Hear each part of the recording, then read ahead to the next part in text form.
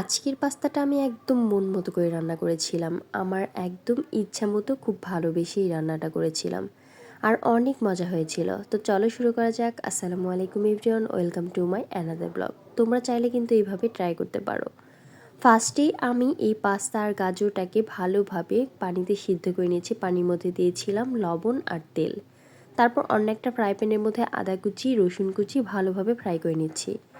Pasta রান্নার ক্ষেত্রে যদি এই স্টেপটা ফলো করো তাহলে কিন্তু অনেক ভালো লাগে। রসুন কুচি আর আদা কুচি যদি দেওয়া যায়, তারপর এর মধ্যে গোল গোল করে কিউব কিউব করে কেটে নিয়েছি পেঁয়াজ। বেশ কিছু পেঁয়াজ দিয়ে ভালোভাবে ফ্রাই করে নিচ্ছি।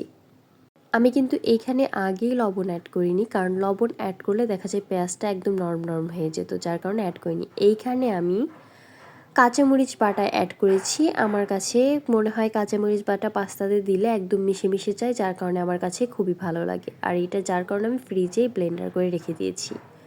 এর মধ্যে দিয়ে দিয়েছি টমেটো সস আর দিয়ে দেবো সয়া সস। তোমাদের কাছে আরও অন্যান্য সস থাকলে তোমরা অ্যাড করতে পারো। আমার কাছে যা যা ছিল আজকে তাই তাই দিয়েই রান্না করেছি। সয়া সস আর টমেটো সসটা দিয়ে ভালোভাবে নাড়াচাড়া করে নিতে হবে কিছুক্ষণের জন্য।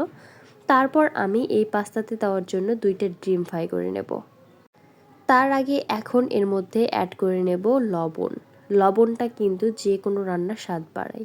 যাই হোক, আজকে পাস্তার মধ্যে আমি 2টা ডিম সুন্দর করে আলাদা ফ্রাই প্যানের মধ্যে ঝুড়াঝুড়া করে নিচ্ছিলাম। দিয়ে দিচ্ছি সামান্য পরিমাণ ডিমের ভেতর লবণ, দিয়ে ভালোভাবে নাড়াচাড়া করে ডিমটাকে আলাদা করে ফ্রাই করে নিচ্ছি।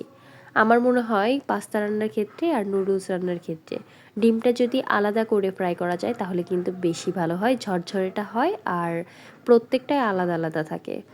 এখন আমি ওর মধ্যে এই ডিমের ফ্রাইগুলোকে ঢেলে দিচ্ছি আর দিয়ে দেবো সিদ্ধ করে রাখা পাস্তা।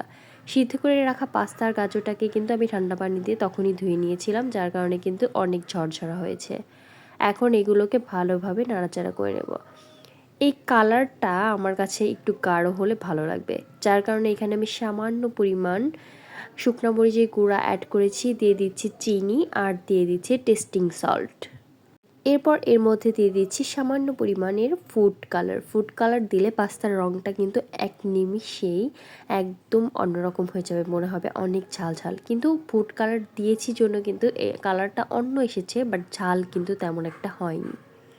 তোমরা কেউ আবার ভুলে ফুড কালারটা বেশি দিতে যেও না, তাহলে কিন্তু অন্যরকম একটা ফ্লেভার আসবে আর ভালো লাগবে না। একদম সামান্য পরিমাণ দিয়ে ভালোভাবে নাড়াচাড়া করে আমি নামিয়ে নিয়েছি। এর সাথে নিয়েছিলাম 2 টুকরা লেবু।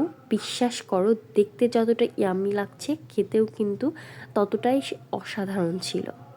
আমার কাছে কিন্তু খুবই ভালো লেগেছে, অনেক মজা ছিল। যারা যারা খেয়েছিল সবাই বলেছিল খুবই মজা হয়েছিল। তোমরাও চাইলে বাসায় ট্রাই করতে পারো।